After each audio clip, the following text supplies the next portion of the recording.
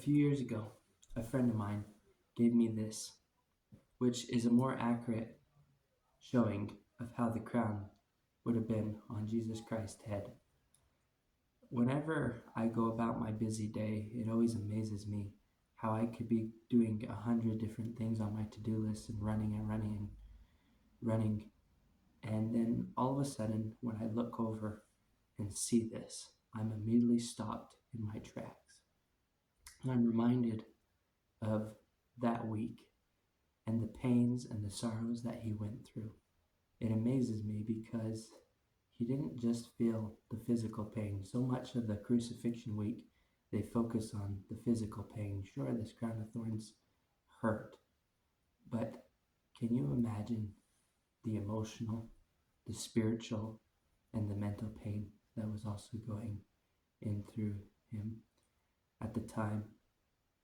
That whenever I think of that, it makes me know that he knows me. It makes me feel like I can relate to him a lot more.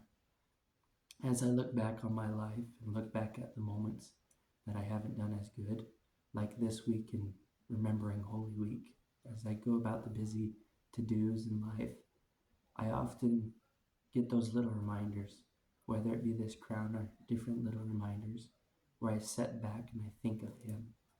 And I am so thankful that how busy we get and how often we put him off, the entire time he is never too busy for us, and that you are the very person he lived for. You are the very person that he sacrificed for. You are the very person that he died for and then lived again for. He did that for you. I'm amazed as I go about my missionary service and even years prior in different callings I served. And I was amazed at the amount of times people would tell me, well, this is just too much for the Savior, or he's not going to help me through that. And I would remind them that Jesus Christ went to the Gethsemane garden to suffer every mental, emotional, physical, and spiritual pain you have ever had in your life. Not just you, your friends, your neighbors, your loved ones, the person that you want to help. He suffered for them, and then he went out of the garden to find his friends asleep. His closest friends that were with him in that moment were asleep as he was atoning for them. He then goes out back into the garden, comes back and finds one of his friends betrayed him. And then he was taken and scourged. In the scriptures, it says scourged. Often we say whipped, but scourged is when the whips on the cattle, when it would have pieces of shells, pieces of glass, pieces of rocks, so that when it would whip his back, it would rip flesh off, to the point that the flesh was melting off his back. And then he's given this crown of thorns after being dehydrated, very little sleep, to carry a cross in the hot sun to a hill where people are spitting on him, hitting him, knocking him down as he's atoning and loving them. Then he gets hoisted on that cross as they nail nails the size of railroad ties today through bones, tendons, that after he got hoisted up, I'm sure it must have ripped the skin.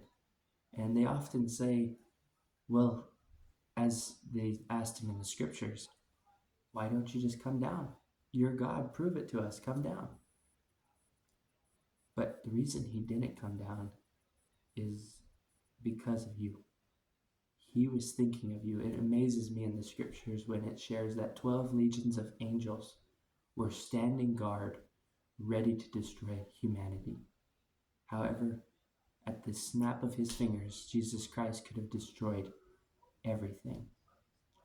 But the entire time, through all that pain, through all that sorrow, and through each and everything, the very thing that was on his mind was you.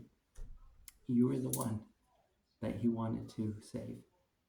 In the gospel, we believe that not one soul will be lost. And that is true, because of Jesus Christ. He makes it possible that if we don't do good in Holy Week, we can do better the next week. If we don't do good today, we can do better tomorrow. If we don't do good this hour, we can do good the next hour. If we're not improving this minute, we have the next minute.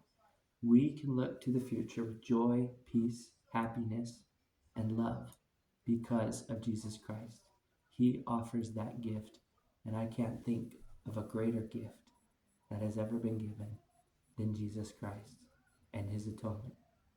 I promise you, as a personal witness of him, as a personal experience, that through all my times that I felt completely lost, that I felt everybody but me was going to be saved, that Jesus Christ suffered, died for me as much as he died for you, and that each and every time I was able to come back to him because of Jesus Christ. I know he lives. I know he loves you. I feel it when I visit with you. I feel it when I get to see you. I know for a fact, as much as I know I'm speaking to the camera, that Jesus Christ is real and that he lives. And I say that